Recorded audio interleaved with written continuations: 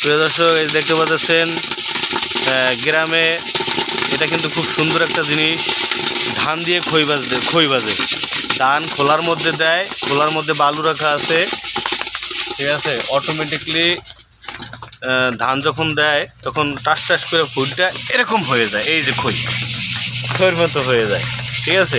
এটা আমাদের গ্রাম্য ভাষায় খই বলে। আপনাদের গ্রামে কি বলে এটা অবশ্যই কমেন্ট করে জানাবেন। মানে সরাসরি ধান থেকে আমরা যেটা বাজি, চাল থেকে যদি আমরা খোলার মধ্যে বালির মধ্যে দেই তাহলে সেটা মুড়ি হয়। আর যদি আমরা সরাসরি ধান থেকে খোলায় দেই বালির মধ্যে তাহলে সেটাকে খই বলা হয়, ঠিক আছে। এই যে মানে খই দেখতে অন্যরকম কালার আর মুড়ি দেখতে অন্যরকম কালার,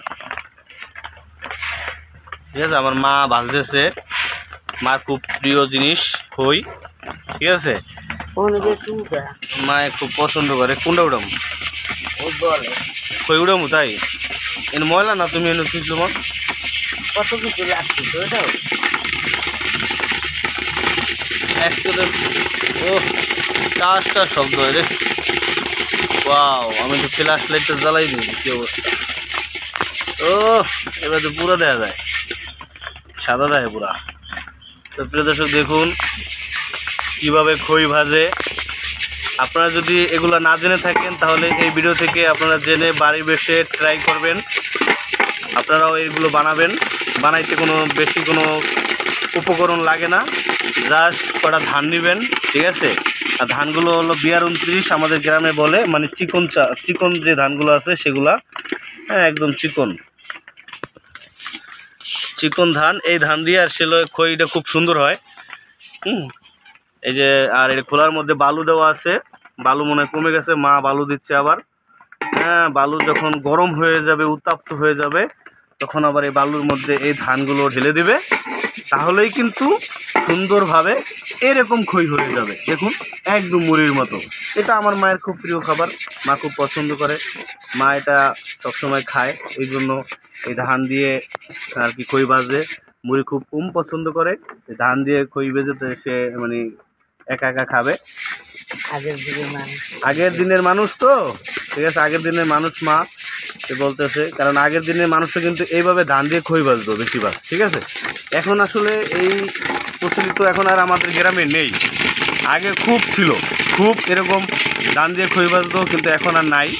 কারণ এখন হলো সব ডিজিটাল হয়ে গেছে, ঘরে ঘরে ডিজিটাল বউ আসছে, তারা কখন এগুলো জানেই না যে এইভাবে খই ভাজতে হয় বা কী করতে হয়।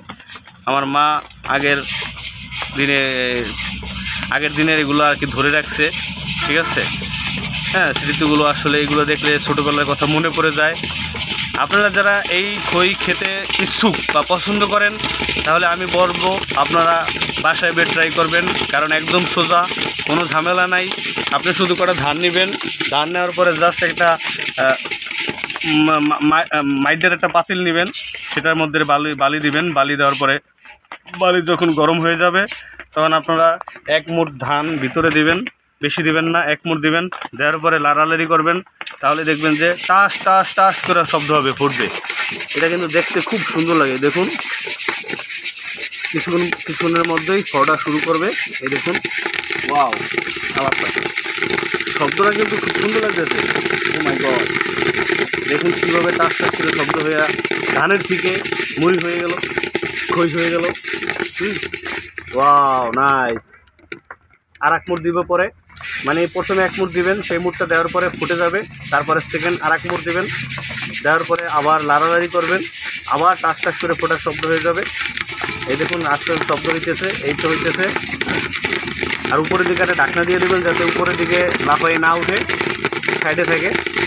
এই সুন্দর, ওয়াও, আমার গায়ে পর্যন্ত শীতটা এসে পড়ছে, ঠিক আছে।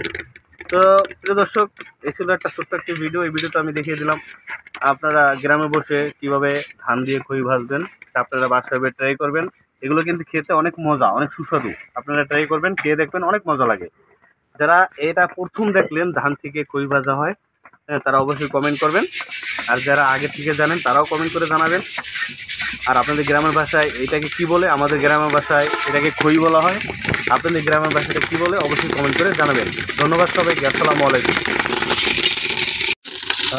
ওয়াও, সেই স্বাদ। এখন আমি কয়টা খাবো গরম গরম, সেই মজা। যদিও ধান আছে, এগুলো আবার ঝাড়তে হবে কুলাই করে ঝাড়ার পরে তারপরে এগুলা খেতে হবে। ওয়াও, সেই স্বাদ। ওয়াও,